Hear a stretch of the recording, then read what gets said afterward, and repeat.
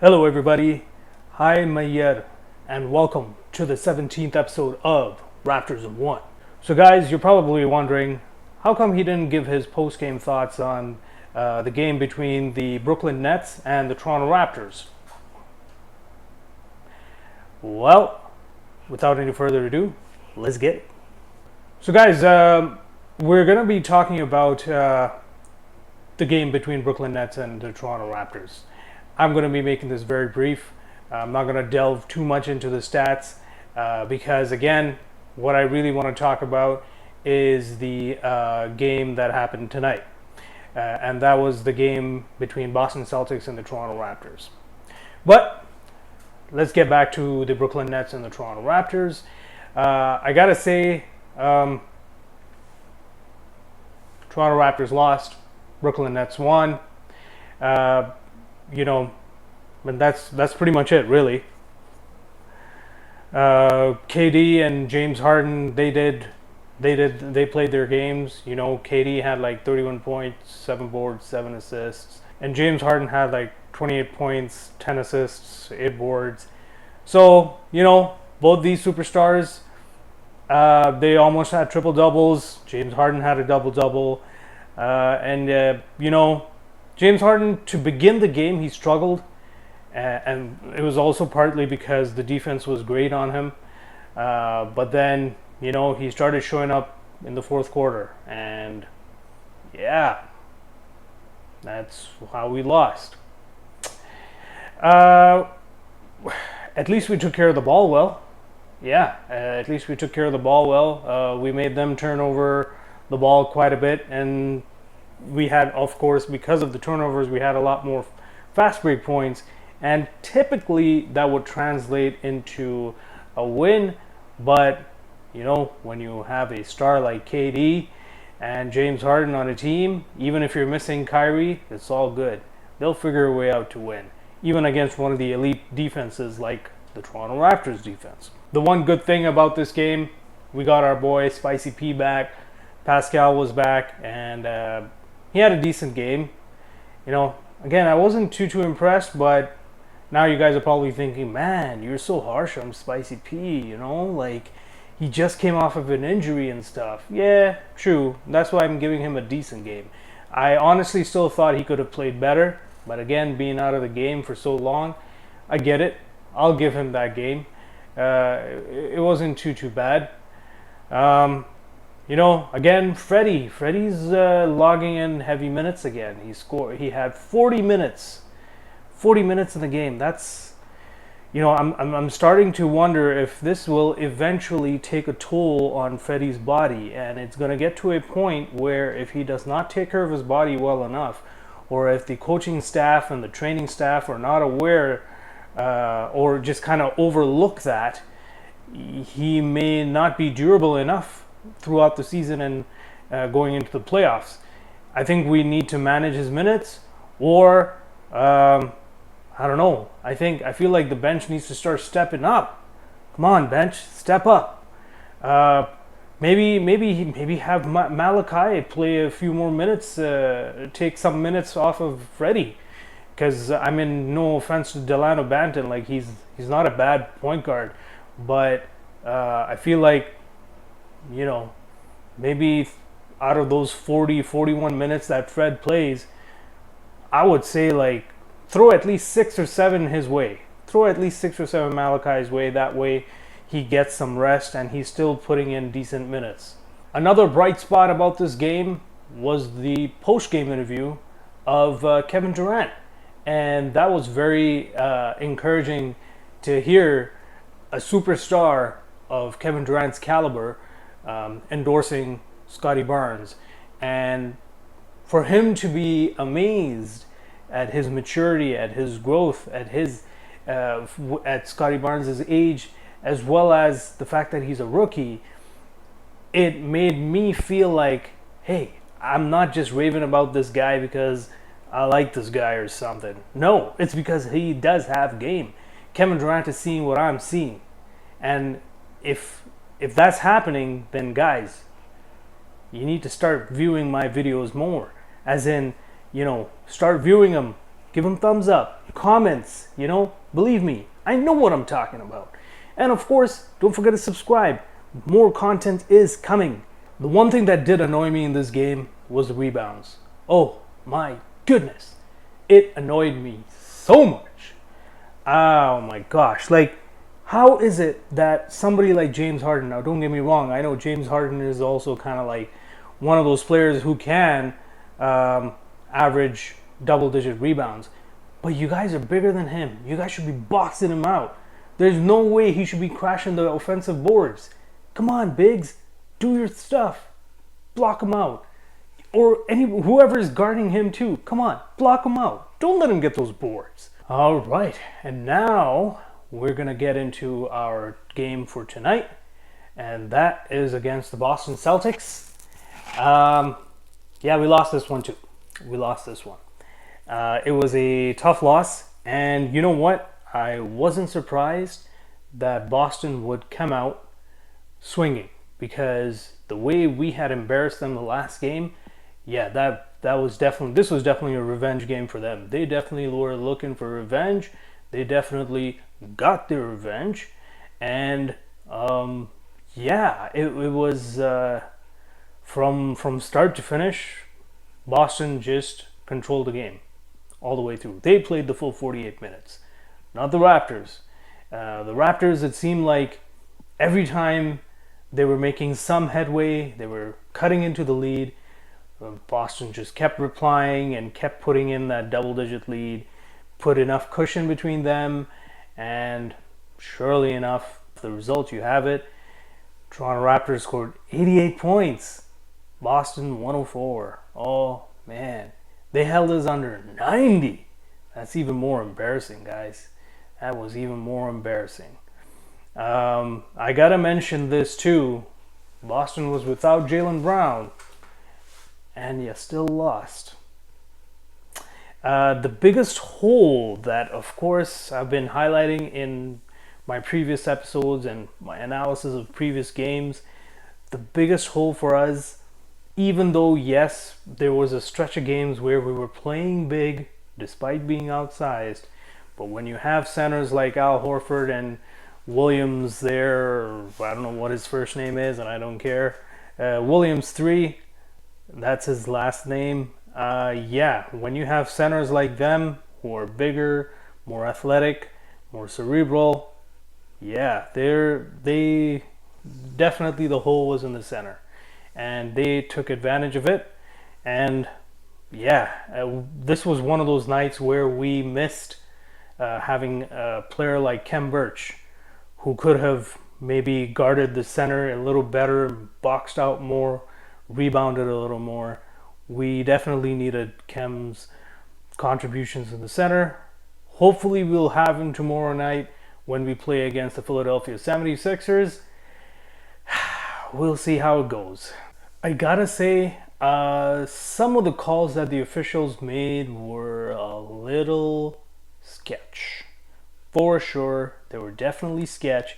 I didn't understand why they would call a foul at some spots, why they would call a clean block a foul. And then, I mean, some of these calls were also a little nitpicky, because I thought the officiating had changed to the point where they were letting players be a little physical. But yeah, I don't know. Well, some of these calls, I was like, yeah, whatever. So, player of the game had to be the player from Boston Celtics, Mr. Robin Williams 3. Yeah, I know. Well, his name is R. Williams. I don't know what the R is. I don't care what the R is. He's the enemy, so I don't care. But we're going to call him Robin Williams 3. He got 16 points, 1 assist, 13 boards. Yeah. Definitely out-rebounded us. He definitely... and again, he's one of the Raptor killers. He showed up this time around. He killed us. And the result is there in his stats, in the outcome of the game. 8 of 11 field goal percentage. Yeah, man, they were big. They were big. So again, like every other video, I'm going to talk about Scotty Barnes. So yeah, Scotty Barnes was definitely the best player on the Raptors squad tonight. Let's look at his stats here. He 31 minutes. He's got 21 points, 4 assists, 7 boards, on 7 for 11 field goal percentage. Those can you honestly tell me those are rookie numbers, especially for somebody who went fourth overall? Now it seems like Jalen who, what? I guarantee you, if Kevin Durant, if somebody was to ask Kevin Durant, oh hey, in especially if the Nets were playing Orlando, they're gonna be like, oh, what did you think of Jalen Suggs as a rookie? I bet you Kevin Durant's gonna be like, huh, what? Jalen who? Huh? Suggs? What? Exactly. So I'm telling you guys, Scotty Barnes, Roy. I'm just gonna call it, man. He's the Roy. He's Roy in my books. I forget. You know what? Let's just finish the season and let's just crown him Roy already, because he's already ready for the NBA. Our biggest pitfall in this game had to be two areas. That was the turnovers. Yep, I had seen some of the most silliest turnovers in that game. And I get it, sometimes a team can just have an off night. This seems to be that off night. Coupled with the fact that Boston did not forget the loss that we gave them in their home, so bad that the Boston crowd actually booed their home team. So tonight was just not our night. We had so many silly turnovers, and it got to a point where, as I was watching the game, my wife was even telling me that, your reactions are actually very similar to the Toronto Raptors coach's reactions. And I was like, yeah, I know exactly how he feels, because it was just so frustrating. And I get it. Like, it's not like they weren't playing hard. It's just, they were trying to make things happen. It just wasn't our night. The other area where we were bad tonight, 3-point field goal percentage. Ugh. See, and again, I'm coming back to that 3-point field goal percentage. We need to do something to improve that. I know it seems like our emphasis is more towards scoring in the paint, at least so far in the season. Yeah, it works, but and again, we need to take better shots, and that's how we can up our 3-point field goal percentage. Look at this. We're 24% for the game, 24%, and I remember one of the shots that I distinctly remember, and that one shot annoyed me so much, because that was in my previous video where I had spoken about how Chris Boucher needs to step up and that he needs to take better shots. Good shot selection will help his case to get more minutes. And surely enough, there was this one play where he got the pass. Mind you, yes, it wasn't a good pass, but his first shot right away, even before he was going to take that shot, he knew he was taking that shot. But come on, you're a veteran. You're a professional NBA player. If you know that the defense is closing in on you, what do? Fake the ball, fake a shot, and at least drive it in. And hopefully get a layup. If not, then kick it out to the next new open person, because you know that defense is rotating. Why? Why would you take a shot that you know the defense is closing in? You're going to miss. You've had an atrocious field goal percentage for ever since the season started. So why do it now? Oh, it was such a frustrating game. I was like, and the reason why I'm so frustrated for Chris is because I know he can play better. I know. So final thoughts on this game. It was just a tough night. Let's take care of the ball for the next game, and everything else will hopefully fall into place. Let's not press the issue. Let's move the ball. Let's wait for the game. Let's be patient. Let the game come to us. Know when to push the issue and when not to. So we have a back-to-back. We have another game tomorrow night, and it's going to be against the Philadelphia 76ers. And I gotta say, you know, their record, they're 8-4. We're 6-6 now. If you want to improve your record, you gotta win some games. And we have a bunch of road games coming up. But you know what? You guys, according to me at least, you are a road team now. You're a better road team than you play on home. So let's get those wins. Let's get those W's. Having said that, I just found out that Joel Embiid is not going to play because of health and safety protocols. So I guess he tested positive for COVID. And yeah, he's not going to be playing tomorrow. I don't know if Pascal is going to miss tomorrow. At least from what I've heard, is that he may not necessarily be playing back-to-backs anytime soon. If that's the case, you know, expect that he may not play. If that means that, you know, Shvi Mihailo is going to get some more playing time, great. It's all good. You know, I think we were playing better. We were playing well without him anyway. So, you know, I'm just saying, let's just get that W. So there's no Ben Simmons. There's no Joel Embiid. We should win this game. I know it's a back-to-back, but I am pegging the Toronto Raptors to win this game. It's going to be 7-6 at the end of the night, baby. So that's it for me, guys. But before we go, I want to give a special shout out to the veterans of the Canadian Armed Forces. You have my utmost respect.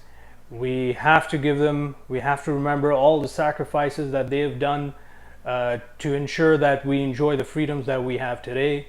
And I'm definitely going to be going to the ceremonies tomorrow to pay my respects. So guys, if you can, make some time and, you know, honor these Canadian Armed Forces veterans, because they have sacrificed a lot just so that we could enjoy the peace that we have today. So to the Canadian Armed Forces veterans, you have my salute. And on that note, I guess since tomorrow is going to be Remembrance Day, and it's going to be a Remembrance Day game, of course, away in Philadelphia, let's get this win for the veterans, guys. And on that note, everybody, have a good night. Good night. That's it. I'm out.